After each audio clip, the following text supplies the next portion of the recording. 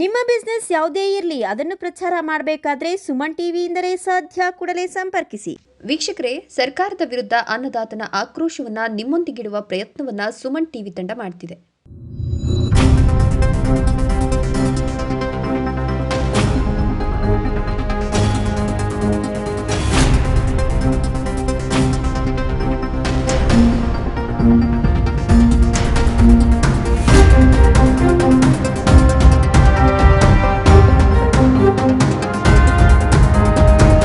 ಚಿಕ್ಕಬಳ್ಳಾಪುರ ಜಿಲ್ಲೆಯ ಜಿಲ್ಲಾಧಿಕಾರಿಗಳ ಕಚೇರಿಯ ಬಳಿ ರೈತರ ಪ್ರತಿಭಟನೆ ಪ್ರಾರಂಭವಾಗಿದೆ.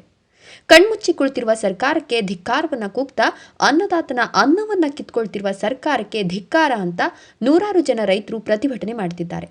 ಇದಕ್ಕೆ ಮುಖ್ಯ ಕಾರಣ ಇತ್ತೀಚೆಗಷ್ಟೇ ಜೋಳದ ವ್ಯಾಪಾರಿ ಹಾಗೂ ರೈತ ರಾಮಕೃಷ್ಣ ಅವರಿಗಾದ ಅನ್ಯಾಯದ ವಿರುದ್ಧ ಮತ್ತು ಸರ್ಕಾರದ ಪ್ರಮುಖ ಸಚಿವರಾದಂತಹ ಜಮೀರ್ ಅಹಮದ್ ರವರು ಮೋಸಗಾರರಿಗೆ ಮಾಡಿದ ಸಹಾಯದ ವಿರುದ್ಧ ತಿರುಗಿ ಬಿದ್ದಂತಹ ರೈತರು ನಮಗೆ ನ್ಯಾಯ ಸಿಗೋವರೆಗೂ ಇಲ್ಲಿಂದ ಕದಡೋದಿಲ್ಲ, ಇದು ಅನಿರ್ದಿಷ್ಟ ಮುಷ್ಕರ ಅಂತ ಘಂಟಾ ಘೋಷವಾಗಿ ಕೂಗ್ತಾ ಧರಣಿ ಕುಳಿತಿದ್ದಾರೆ. ಜೊತೆಗೆ 24/11/2025 ಸೋಮವಾರ ಶಿಡ್ಲಘಟ್ಟ ನಗರಕ್ಕೆ ಮುಖ್ಯಮಂತ್ರಿಗಳಾದಂತಹ ಸಿದ್ದರಾಮಯ್ಯನವರು ಆಗಮಿಸುತ್ತಿದ್ದಾರೆ. ಈ ಸಂದರ್ಭದಲ್ಲಿ ರೈತರ ಮುಖಂಡರು ಮಾತನಾಡ್ತಾ ಜಂಗಮಕೋಟೆ ಹೋಬಳಿಯ ಸುಮಾರು 18 ಹಳ್ಳಿಗಳಿಗೆ ಸೇರಿದ 2883 ಎಕರೆ ಕೃಷಿ ಭೂಮಿಯನ್ನು ಕೈಗಾರಿಕಾ ಪ್ರದೇಶವಾಗಿ ಪರಿವರ್ತಿಸಲು ಪ್ರಯತ್ನಿಸುತ್ತಿದ್ದು ರೈತರಿಗೆ ನಷ್ಟವಾಗುತ್ತಿದೆ. ಆದ್ದರಿಂದ ಈ ಯೋಜನೆಯನ್ನು ಕೈಬಿಡಬೇಕು ಅಂತ ಒತ್ತಾಯಿಸಿ ರೈತ ಸಂಘಟನೆಗಳು ಹೋರಾಟ ಮಾಡುತ್ತಿದೆ. ಚಿಕ್ಕಬಳ್ಳಾಪುರ ಜಿಲ್ಲೆಯ ವಿವಿಧ ಗ್ರಾಮಗಳಿಂದ ಬಂದಿರತಕ್ಕಂಥ ಎಲ್ಲ ರೈತ ಸಹೋದರರೇ, ರೈತ ಮಹಿಳೆಯರೇ, ಈ ಹೋರಾಟಕ್ಕೆ ಬೆಂಬಲವಾಗಿ ಶಿಡ್ಲಘಟ್ಟ ವಿಧಾನಸಭಾ ಕ್ಷೇತ್ರದ ಮಾಜಿ ಶಾಸಕರು ಆಗಿರ್ತಕ್ಕಂಥ ರಾಜಣ್ಣವರು ಈ ಹೋರಾಟಕ್ಕೆ ಬೆಂಬಲವನ್ನ ಕೊಟ್ಟು ಇಲ್ಲಿಗೆ ಆಗಮಿಸಿದ್ದಾರೆ.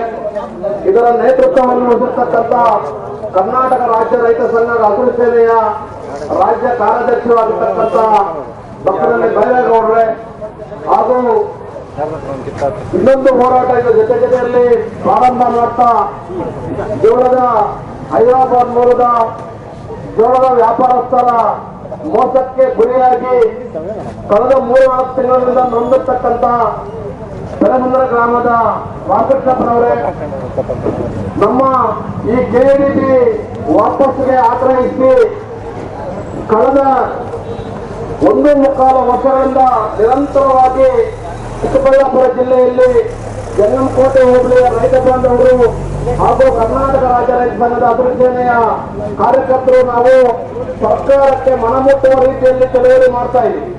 ಪ್ರಿಯ ವೀಕ್ಷಕರೇ, ಜೋಳದ ಕಿಟ್ಟಿಯ ಈ ಸಮಸ್ಯೆಯು ರಾಜಕೀಯ ತಿರುವು ಪಡೆದಿರುವುದು ಗೋಚರವಾಗುತ್ತಿದೆ. ಜಮೀರ್ ಅಹಮದ್ ರವರಿಗೆ ಹೈದರಾಬಾದ್ನಲ್ಲಿರುವ ಮುಸ್ಲಿಂ ವ್ಯಕ್ತಿಗಳ ಮೇಲಿರುವ ಪ್ರೀತಿ ಕರ್ನಾಟಕ ರಾಜ್ಯದ ಬಡ ಹಿಂದೂ ರೈತರ ಮೇಲೆ ಇಲ್ಲವಾ ಅನ್ನೋ ಅನುಮಾನ ನಮ್ಮನ್ನ ಕಾಡ್ತಿದೆ. ಸರ್ಕಾರ ಮನಸ್ಸು ಮಾಡಿದ್ರೆ 2 ದಿನದಲ್ಲಿ ಈ ಸಮಸ್ಯೆಯನ್ನು ಬಗೆಹರಿಸಬಹುದಿತ್ತು. ಅದು ತಮಗೂ ತಿಳಿದ ವಿಚಾರವಾಗಿದೆ. ಆದರೆ ಯಾಕೆ ಈ ಪ್ರಯತ್ನ ಮಾಡ್ತಿಲ್ಲ?